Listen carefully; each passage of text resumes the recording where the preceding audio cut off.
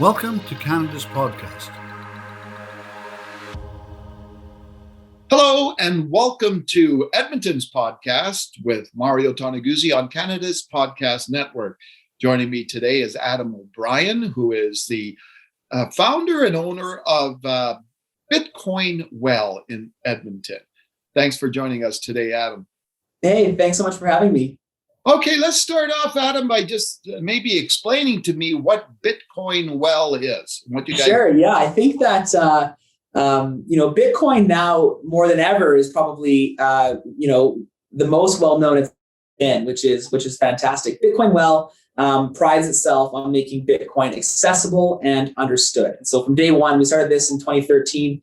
I set out to make Bitcoin as usable and as customer-friendly and as user-friendly and as societally understood as possible. So for the last 8 years, we've been deploying Bitcoin ATMs across Canada. We've set up an office here in Edmonton, and we're duplicating that process across Canada. And we are now developing a Bitcoin Academy as well to kind of make Bitcoin as understood as possible. So basically, we are the Bitcoin one-stop shop. Okay. So I'm one of these old geezers, right? I had no clue how Bitcoin works, et cetera. Explain to me, as a novice, somebody who's naive about all this, what the heck Bitcoin is. Yeah, great question. Bitcoin at the root is sound money.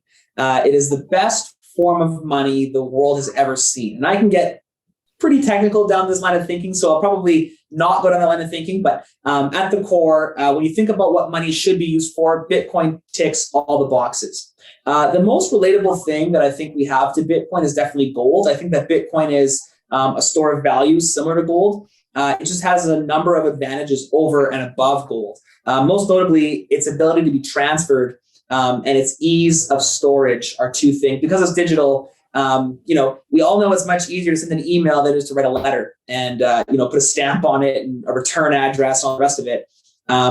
Gold, I would say, is very similar to that letter. It's old technology, whereas Bitcoin is new technology and allows you to send units of value anywhere in the world for very, very little cost and in virtually no time.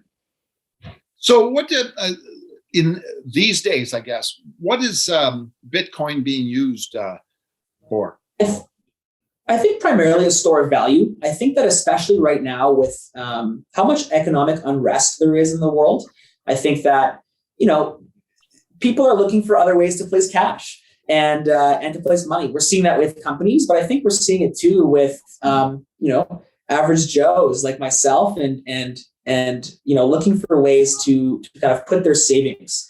The way that our government right now is printing money, the way that the entire world is printing money, makes money a lot less valuable. And so when you have something like Bitcoin that, has a strong monetary policy, and they're hard coded and something you can actually audit, you have people kind of rushing into this sound money like Bitcoin. So I think primarily it's used as a store of value. I think secondarily, it's used as a payment network. I think that, you think about how many foreign workers there are in the world. Here in Alberta especially, there's a ton of people that work in Alberta and live elsewhere and have to send their money back home. With international money remittance, there are 16 middlemen in any given international money remittance transaction. And or I could send Bitcoin halfway across the world myself. And so I think that that's another great kind of use case. And then, of course, the uses for Bitcoin, I think outside of being a store of value and a payment network are kind of few and far between. So I think that those are the two primary reasons that you're seeing Bitcoin being used for right now. Yeah. And I guess the popularity of it is growing.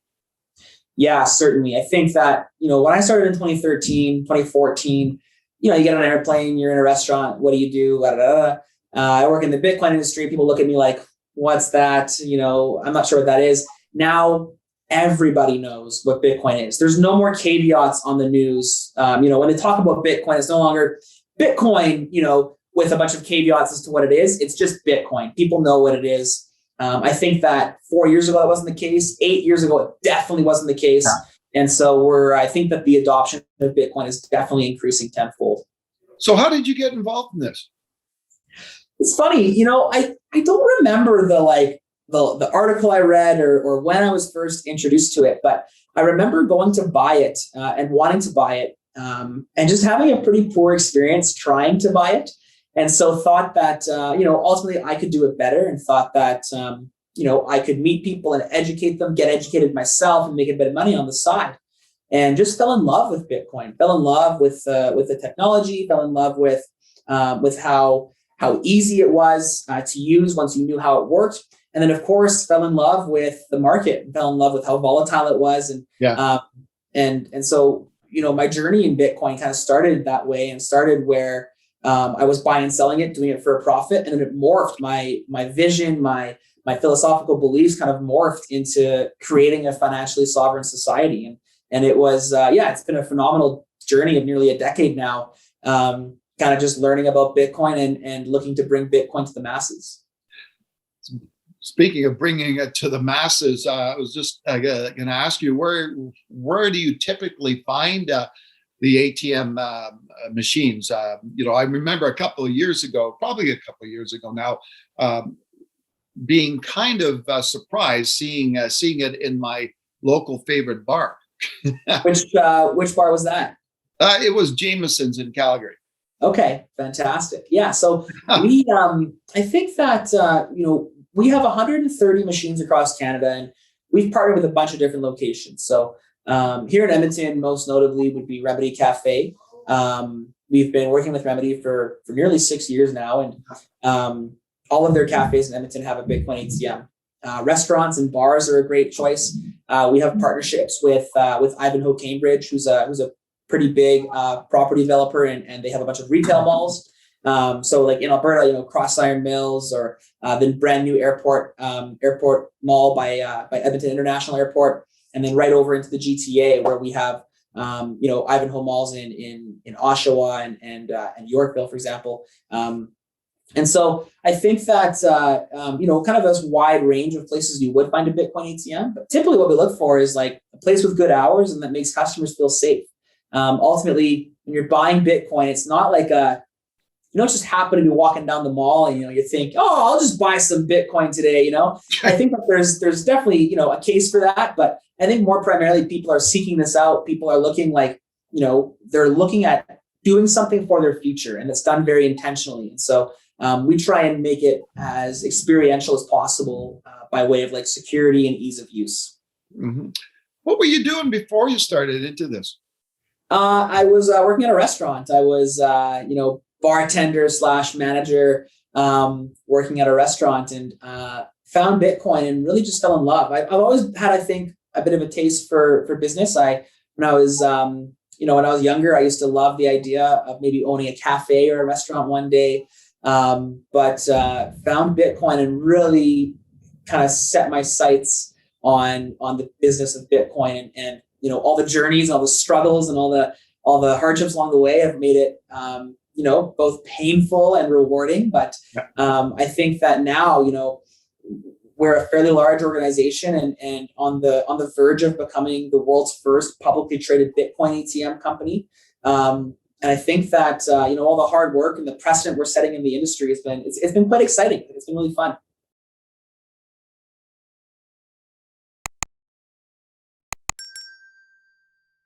Being an entrepreneur, what kind of things do you enjoy about this kind of lifestyle, being a business owner? That's a really good question. I think that I've been an entrepreneur now for quite a while. I've been working for myself basically since 2014. My wife and I got married in 2014, and 2 months later, I decided I would just become self-employed. And so, really for the majority of my adult life, I've been self-employed, and I've been, an entrepreneur per se. I think that the thing that I like the most about it is just how much things vary, and how there's no safety net. Like there's never an opportunity to just like, someone else will look after that. The buck always stops with me. And so there's a bit of an extra fire underneath me, I think. And that kind of pressure is draining, if I'm being honest. And there are days where, being an entrepreneur is difficult. But I think, looking back and seeing, what's become of that, and seeing, the way the team responds to certain things, I have a lot of pride, I think, in what we as a team have been able to do. And it feels really, really cool knowing that, not all decisions and not all ideas are all mine by any chance, and not by any stretch of the imagination. Yeah. But knowing that, it's there because of an idea that I had 8 years ago is kind of cool. And so I think it's definitely just like, there is no other, I think, occupation in the world where the fruits of your labor are so dramatic, and you really, really reap what you sow, in business ownership and in entrepreneurship. And now as I'm leading this organization, it's definitely I think that is the best part. How many people do you have? We're a team of 60 now. So 60?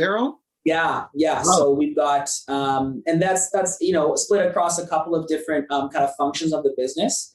But the transactional organization in Bitcoin Well is what buys and sells Bitcoin. And then there's the technology arm called Ghost Lab, and Ghost Lab develops the software to make that possible. Yeah. Being an entrepreneur is one thing, and the majority of being an entrepreneur is problem solving, I guess. Yeah. And a big problem for the Bitcoin industry is that it's brand new. And so when I want to do something, chances are there's no like software off the shelf that we can just use. So we have to make it. And so we spun up this technology company called Ghost Lab. And collectively between the two organizations, we have 60 people, which it's been a blast. We've grown tremendously over the last year. It's been a lot of fun. So I guess on the initial stages, right, when you're kind of the lone wolf, lone man taking care of everything, as you start to slowly build, there comes a time there where you have to learn to let go, right, and to let your people do what they're hired to do, right? Yeah, that was an interesting learning curve for me. I think that I was lucky in a way in that. Whether it's by my own dumb luck or by some other form of dumb luck, we got an amazing team. And I remember my early day hiring process was not very good. I was learning how to hire. And, they don't teach you that in high school, which is the level of education that I have. Yeah. And so, going through that process and figuring out how to hire was good. And I got so lucky with how many incredible people we have on the team. I've never really had a problem trusting people. And I've always understood that, when you trust people, you have the possibility of being burnt. And I've always been comfortable with that, I guess. I've always kind of understood that, there's just risk involved, and I'm fairly tolerant of risk. I mean, look at the industry that I've chosen to dedicate my life to. Yeah. And so I think that ultimately trusting the team was never difficult. What was more difficult for me is I think feeling like I didn't have control over it was kind of where it was difficult for me. And I think what made that better for me is, seeing the results the team were getting and listening to the ideas the team was having. Once I saw that this organization was bigger than just Adam's brain, it was amazing. And we grew so much faster. And I just, saw results and doubled down and saw results and doubled down. And that exponentially, I think, empowered the team to be able to do some really awesome things. So yeah, I think all in all, feeling of losing control was very, very real. And then once I got over that, I realized the benefits to it, and it was much better. So on your journey of being an entrepreneur, what was helpful for you? Did you get advice from certain people? Did you follow examples of other entrepreneurs? Did you read some books that touched you? Great question. I'm inherently stubborn. And so I think that my stubbornness kind of helped me in a way. I took a lot of advice from a lot of different people and kind of picked and chose what I liked from it. And, if I built this business again, I would do it incredibly differently, and it would probably end up incredibly differently using my learnings across the last the last 8 years. Most notably, this going public transaction that we've been working on for now 14 months.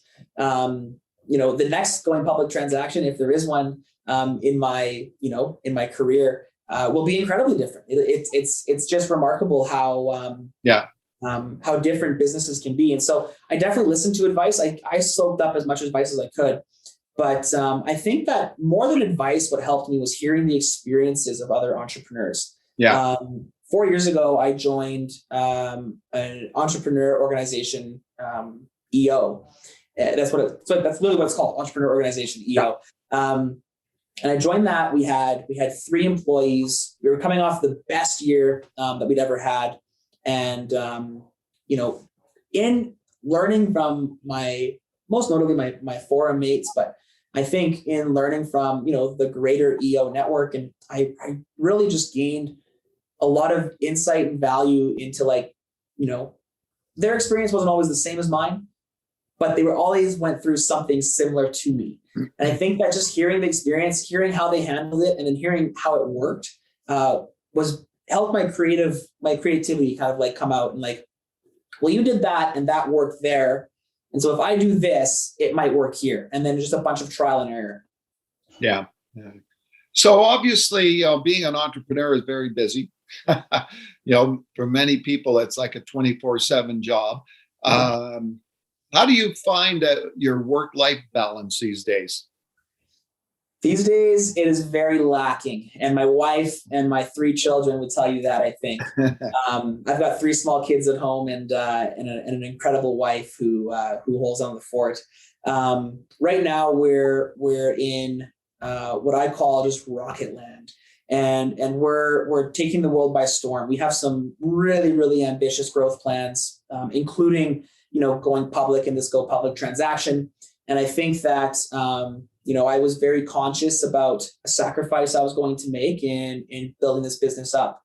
Now that we're, getting to a spot in the business where my role is a lot less hands-on and a lot more future and forward-looking, I think my role changes quite a bit, and that's going to give the opportunity to, look at what work-life balance looks like.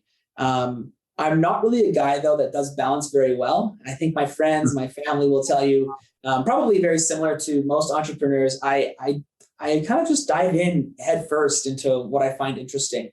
Yeah. And, don't get me wrong. My oldest son is 4.5.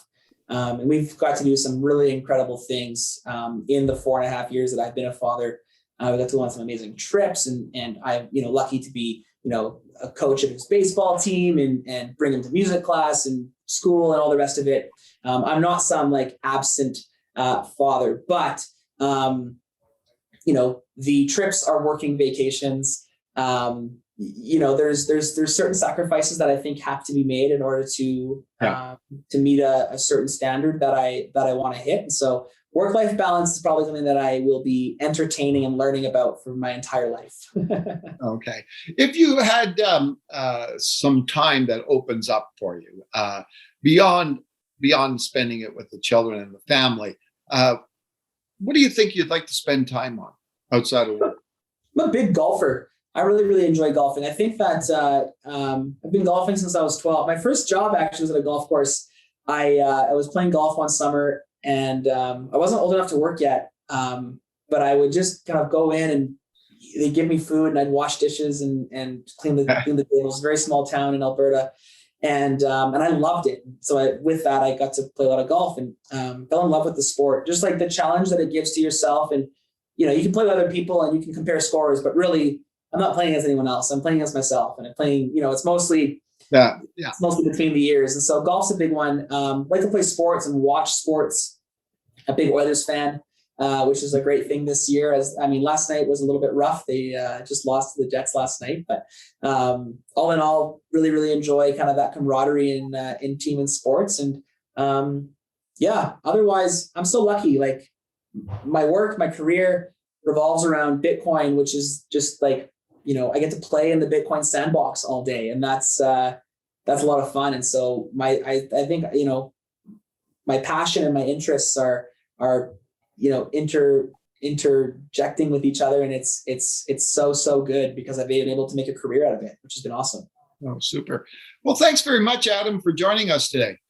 Amazing. Well, thanks so much for having me. I really appreciate it. And yeah, everyone I think should be looking at buying Bitcoin. I think that that's the way to do it. You gotta have a little bit. It's very, very risky not to own any Bitcoin. Okay, super. Well, thanks again, Adam. That was Adam O'Brien, who is the owner of Bitcoin Well, based in Edmonton. This has been Edmonton's podcast with Mario Toneguzzi on Canada's Podcast Network. Thanks for joining us today.